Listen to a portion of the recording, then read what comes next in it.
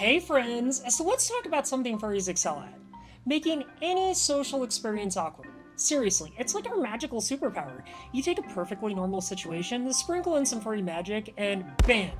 Awkwardness ensues. Today's story is one of those prime examples. And of course, this one involves my parents. Because if there's one thing that makes everything more interesting and awkward, it's adding a dash of parental confusion to the mix. So buckle up, folks, because today is a tale of foxes, art, and a word that I never expected my mom to say. Alright, so here's the setup. My husband and I are living in our cozy little house, which is basically a shrine to furry culture. I'm not kidding, every wall is adorned with commissions and artwork that we've accumulated over the years. Some are cute slice of life pieces, some are, let's just say, tastefully spicy, if you catch my drift. Basically, it's a furry paradise, and we love it. Now, here's the twist. My parents are coming over, and if you're queer, you know how nerve-wracking that can be, right? More often than not, it involves toning the house back a bit to make it, let's just say, less overtly queer.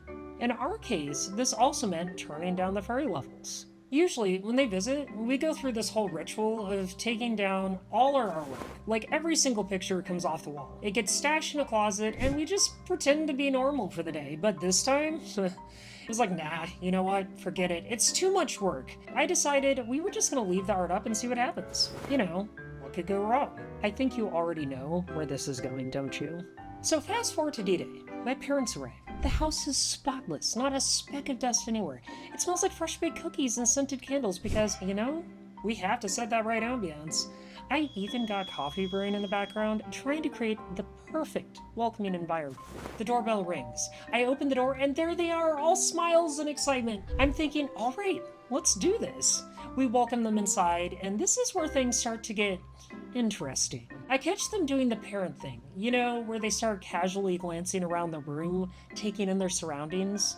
My dad's eyes land on one of the walls full of furry, and he just blurts out, "Wow, you really like foxes, don't you?" I mean, yeah, I did marry one, but I'm keeping that little quip to myself for now.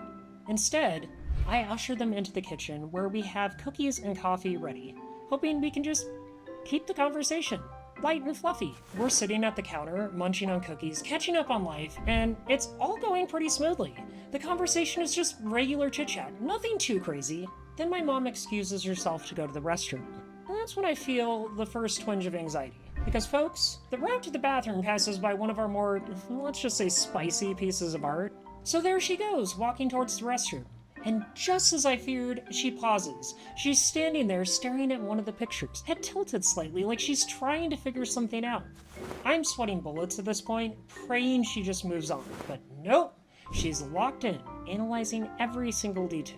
A few moments pass, and she heads to the bathroom. We hear the flush, and I fully expect her to come back to the kitchen, but nope, she's still there, staring at that one particular piece of art.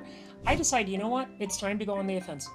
Maybe I can just walk over there, explain what furry art is, and, you know, ease them into the whole we're furries conversation. But before I can even get a word out, she turns to me and asks the question. And let me tell you folks, there are certain words you never expect to hear coming out of your mom's mouth. Bulge is one such word.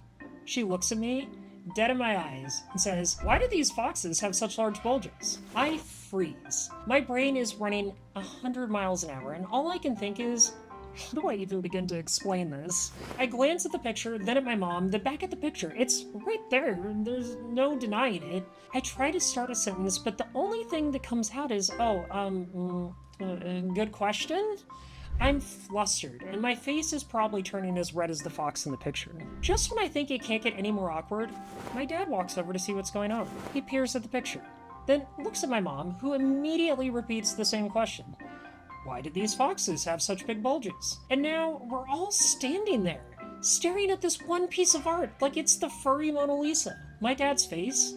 I've only seen this look maybe twice in my life. It's the I'm trying to process what the heck is happening face. The wrinkles on his forehead seem to multiply by the second. He let out a long, drawn-out as if he's trying to piece together some sort of grand cosmic puzzle. Look, obviously, we're out and proud as queers, but as furries, we weren't quite there yet. I'm regretting my decision to leave the art up and desperately searching for an escape route. So I suggest, hey, why don't we step out back and get some fresh air? You know, like I'm offering them a get out of jail free card. The rest of the visit goes relatively smoothly.